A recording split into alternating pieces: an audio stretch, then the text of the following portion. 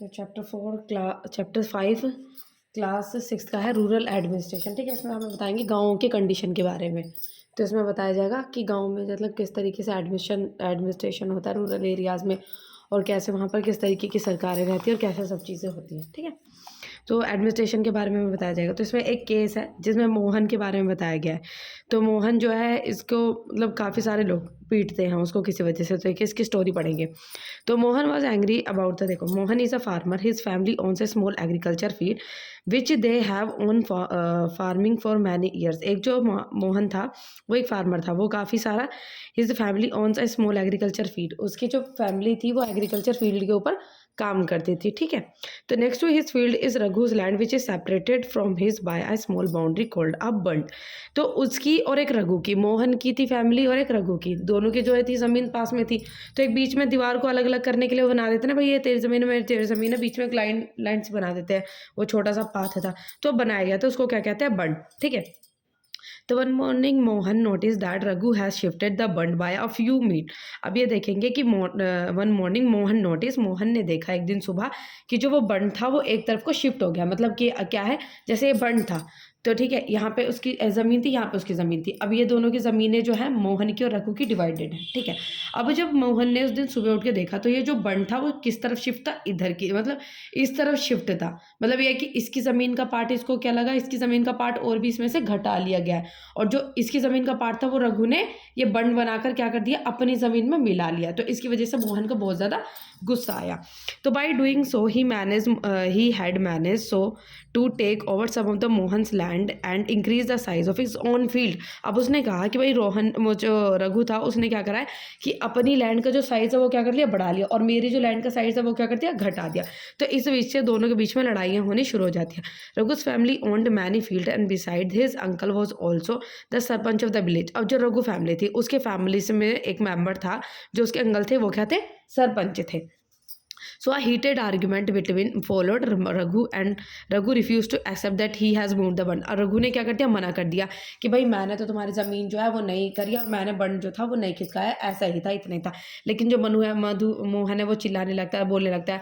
फिर उसके बाद shouting at the Mohan and beating him up. The neighbour hear the comments and rush to the spot where the Mohan was beaten. जब मोहन चिल्लाने लगा इस तरीके से चीज़, तो उसको मारना लोगों ने शुरू कर दिया, भाई ये क्यों चिल्लाया। So others were doubtful if this was a good idea. फिर लोगों ने क्या सोचा, भाई कुछ ने सोचा कि इसको पहले फर्स्ट एड दे दी, जिसको पहले ट्रीटमेंट कहते हैं, कुछ ने कहा भाई इसको पुलिस स्टेशन ले जाते। तो पहले लोगों ने उसको थोड़ा बहुत फर्स्ट एड दी, उसके बाद इसको पुलिस स्टेशन वगैरह ले गया। तो other were doubtful that it was good idea because they feel that would waste a lots of money and nothing would come out if it.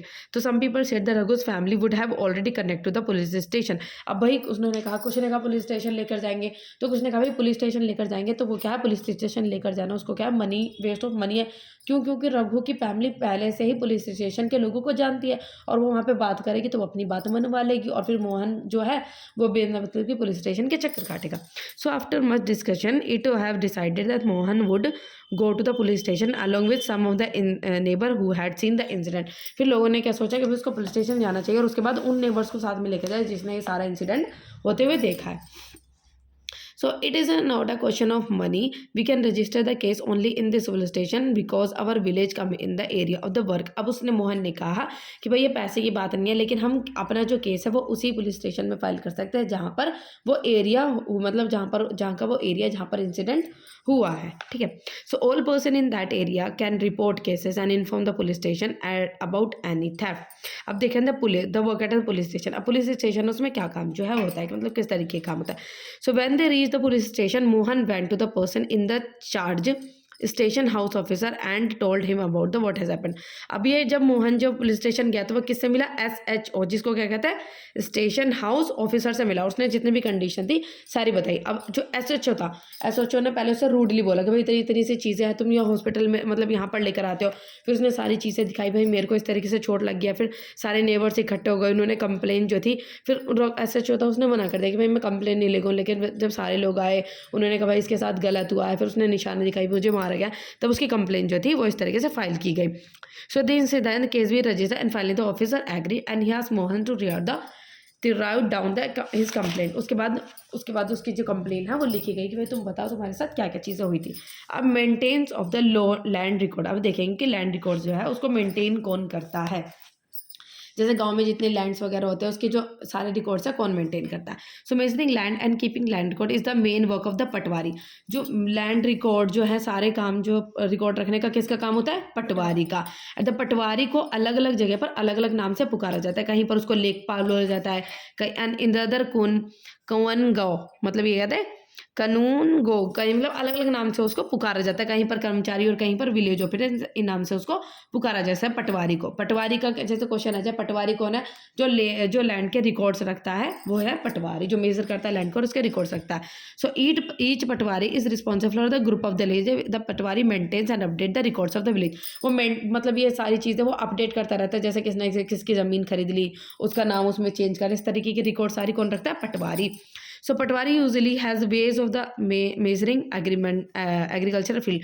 अब उसके पास तरीके होते हैं, जैसे पटवारी है उसको लैंड मेजर करने के तरीके होते हैं। कोई होता है लॉन्ग चेन, कि लॉन्ग चेन से वो मेजर कर सकता है लैंड को। तो ऐसे ही जो patwari would have measured both Mohan's and Raghu field and compared with them with the measurement of the map. अब ऐसे ही मोहन की और रघु की जो लैंड था उसको मेजर किया गया था और उसको ऐसे रखा गया था। तो पटवारी है वो, उसकी और भी क्या रिस्पॉन्सिबिलिटी होती है, organise the collection of the land revenue from the farmers and providing information to government about the crops grown in this area. वो सारे जितने भी सारे कलेक्शन करता है, जैसे रिवेन्यू वगैरह जो फार्मर्स के पास से आता है उसको कलेक्ट रखता है और उन सारी चीज़ों को मतलब उनको गवर्नमेंट के पास बताता रहता है कि भाई इस जगह पर इतनी क्रॉप हो रही है, कौन सा एरिया जहाँ पर अच्छी क्रॉप हो रही है, कौन सा एरिया जहाँ पर अच्छी क्रॉप नहीं हो रही है। सो फार्मर में change the crop grown on their field और समवन में डिग अ वेल समवेयर। इसमें देखें and keeping tracks of always works of the revenue department का काम होता है। So all state in India were divided in the district. जितने भी स्टेट्स होते हैं, जो अब क्या जितने भी राज्य स्टेट होते हैं उनको किस चीज़ में डिवाइड किया गया है, डिस्ट्रिक्ट्स में। फिर डिस्ट्रिक्ट्स को और भी डिवाइडेड किया गया है, उसको सब डिवाइड किया गया है, जिसको हम कहते हैं तालुका, तालुका में कहा जाता है। और जो डिस्ट्रिक्ट कलेक्टर एंड तालुका में at the head is the district collector and under their revenue officer, जिसको कहते हैं जैसे डिस्ट्रिक्ट कलेक्टर है, डिस्ट्रिक्ट कलेक्टर के नीचे और कौन रहता है, आपके तहसीलदार वगैरह जो है वो काम करते हैं। So they have to hear disputes, they also supervise the work of the patwaris and ensure the records are properly kept and land revenue is collected। ये जब ये क्या काम देखते हैं कि जितने भी सारे पटवारी काम है वो अच्छे से कर रहा है, जितने भी लैंड रिकॉर्ड्स है वो सही से मेंटेन किए जा रहे हैं या नहीं किए जा रहे हैं, मतलब सबकी अपनी अपनी अलग अलग रिस्पॉन्सिबिलिटीज़ होती है। उसके बाद क्या किया जाता है, they make sure that the farmers can easily obtain a copy of their records and record students can obtain their caste certificates. ये सारी चीज़ें वो देखते हैं कि भाई जो उनको कास्ट सर्टिफिकेट्स मिल रहे हैं स्टूडेंट्स वगैरह, उन्होंने सारी चीज़ें।